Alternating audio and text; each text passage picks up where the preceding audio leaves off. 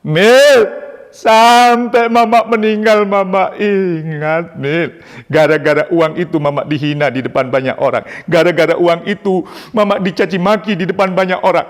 Waktu itu mama punya hutang dengan orang kaya di kampung, Mil. Mama sudah siapkan uangnya di bawah bantal, Mil. Begitu mama pulang, mama cari uangnya nggak ada, Mil. Dan mama datang ke rumah orang yang kaya itu ingin minta kelonggaran. Sampai di sana masih banyak orang, Mil. Mama dicaci maki, Mil. Mama dihina, Mil. Sakit, Mil. Kerasa, Mil. Masih kerasa sampai sekarang, Mil.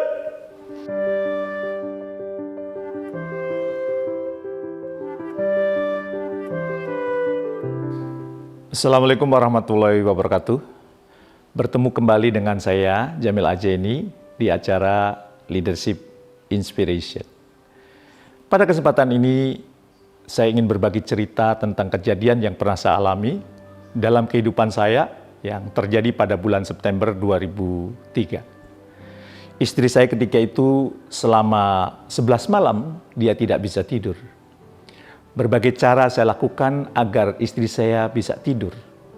Saya tidak bisa atau tidak berani memberinya obat karena istri saya sedang hamil 7 bulan. Akhirnya saya membawa istri saya ke rumah sakit yang terdekat dengan rumah saya. Setelah 3 hari dirawat, ternyata dokter juga tidak bisa menemukan penyakitnya. Dan dokter merekomendasikan untuk dipindah ke rumah sakit yang lebih canggih di Bogor.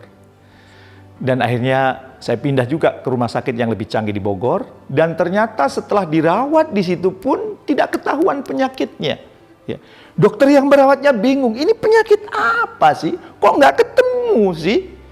Dan akhirnya dokter yang merawat istri saya pun merekomendasikan untuk dipindah ke rumah sakit yang lebih canggih di Jakarta. Maka saya pun menuruti nasihat dokter tersebut. Ya, saya putuskan untuk pindah ke rumah sakit sesuai rekomendasi sang dokter. Dan ternyata setibanya di rumah sakit tersebut, istri saya langsung dirawat di ruang ICU. Badan istri saya penuh dengan kabel yang tersambung ke monitor sehingga bisa dipantau. Ya, setiap hari saya memperhatikan istri saya yang sudah tidak bisa diajak komunikasi. Dan selama 3 minggu penyakit istri saya tak bisa juga ditemukan.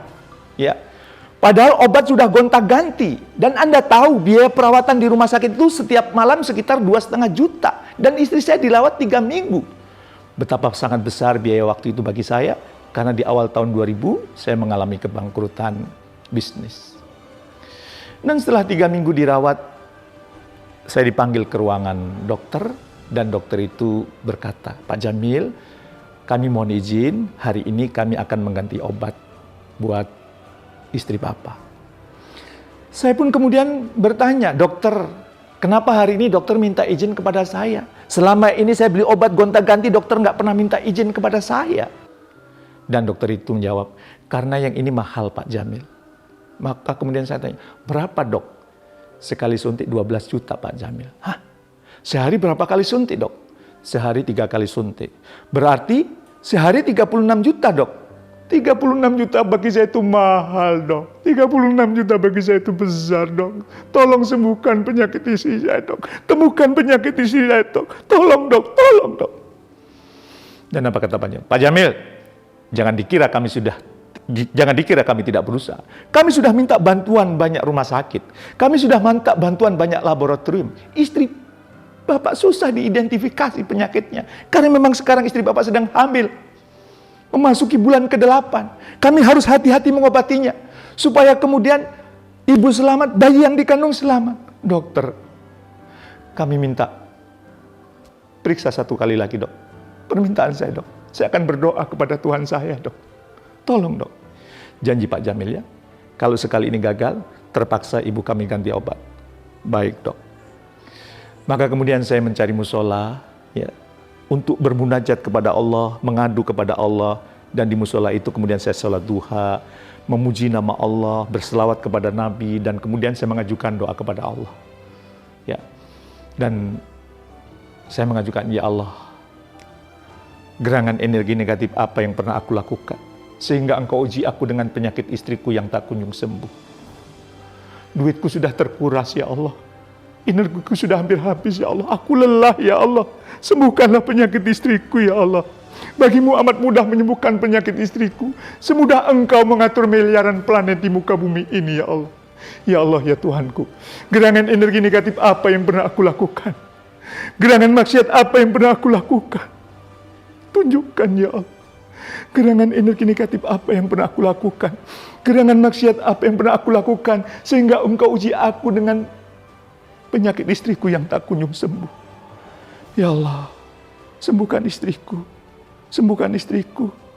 Dan gerangan energi negatif apa yang pernah aku lakukan? Gerangan maksiat apa yang pernah aku lakukan sehingga Engkau uji aku dengan penyakit istriku yang seperti ini, ya Allah. Begitu saya mengulang-ulang kata-kata, gerangan energi negatif apa? Gerangan maksiat apa yang pernah aku lakukan sehingga Engkau uji aku dengan penyakit istriku yang tak kunjung sembuh? Tiba-tiba saya teringat kejadian beberapa belas tahun sebelumnya. Apa itu? Saya pernah mencuri uang ibu saya, Rp125. Waktu itu saya sekolah SD, dan ketika SD, SPP-nya sebulannya itu Rp25. Ya. Dan saya sudah nunggak 3 bulan tuh.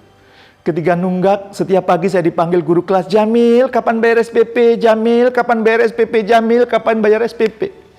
Karena saya malu setiap pagi dipanggil, maka ketika jam istirahat, saya pulang ke rumah saya. Karena memang tidak jauh dari sekolah saya. Dan begitu di bawah bantal uang ibu saya ada uang Rp125, maka uang itu saya ambil. 75 saya gunakan untuk melunasi SPP, Rp50 saya gunakan untuk jajan. Maka kemudian saya berpikir, jangan-jangan ini yang menyebabkan penyakit istriku yang tak kunjung sembuh. Jangan-jangan ini yang menguras tabunganku, yang membuat aku lelah. Maka kemudian saya berinisiatif menelpon ibu saya. Assalamualaikum, Mak. Waalaikumsalam, Mil. Apa kabar, Mak? Baik, Mil. Gimana kabar anak-anak di rumah, Mak? Anak-anak semua sehat, Mil. Kamu gak usah mikirin anak-anakmu. Mama jauh-jauh datang dari Lampung ke Bogor untuk nungguin anak kamu. Kamu tungguin aja istri kamu. Gimana? Dia sudah sehat? Belum, Mak. Doakan ya, Mak. Iya, Mil. Mama selalu mendoakan ya buat istrimu. Iya. Dan setelah ngobrol ke sana kemari, akhirnya sampailah pada pokok pembicaraan. Saya memberanikan diri bertanya, Mak, Mama masih ingat nggak kejadian beberapa belas tahun yang lalu? Yang mana, Mil? Yang uang Mama hilang Rp125. Tanpa saya duga, ibu saya berteriak dengan mengatakan, Mil, sampai Mama meninggal, Mama ingat, Mil. Gara-gara uang itu Mama dihina di depan banyak orang. Gara-gara uang itu Mama dicaci maki di depan banyak orang. Waktu itu Mama punya hutang dengan orang kaya di kampung, Mil. Mama sudah siapkan uangnya di bawah bantal, Mil. Begitu Mama pulang, Mama cari uangnya nggak ada, Mil. Dan Mama datang ke rumah orang yang kaya itu ingin minta kelonggaran. Sampai di sana masih banyak orang, Mil. Mama dicaci maki, Mil. Mama dihina, Mil. Sakit, Mil. Kerasa, Mil. Masih kerasa sampai sekarang, Mil. Dan kemudian saya bertanya, Mama tahu nggak siapa yang ngambil uang itu? Nggak tahu, Mil. Akhirnya saya berteriak, Ma, yang ngambil uang itu saya, Ma. Lewat telepon ini, saya minta maaf sama Mama. Dan nanti kalau saya ketemu dengan Mama, saya akan sungkem dengan Mama. Maafkan saya ya, Ma. Maafkan saya ya, Ma. Langsung ibu saya berteriak, Astagfirullahaladzim. Ya Allah, ya Tuhanku. Aku maafkan orang yang telah mengambil uangku, karena ternyata dia adalah anakku. Maafkan dia, ampuni dia, ya Allah. Maka langsung benar Mama sudah memaafkan saya. Benar, Mil, kalau benar Mama sudah memaafkan saya, tolong ulangi sekali lagi disertai dengan doa agar istri saya segera sembuh. Dan ibu saya pun kemudian berdoa, Ya Allah, ya Tuhanku, aku maafkan orang yang telah mengambil uangku, karena ternyata dia adalah anakku. Maafkan dia, ampuni dia, sembuhkanlah istrinya, sembuhkanlah menantuku, ya Allah.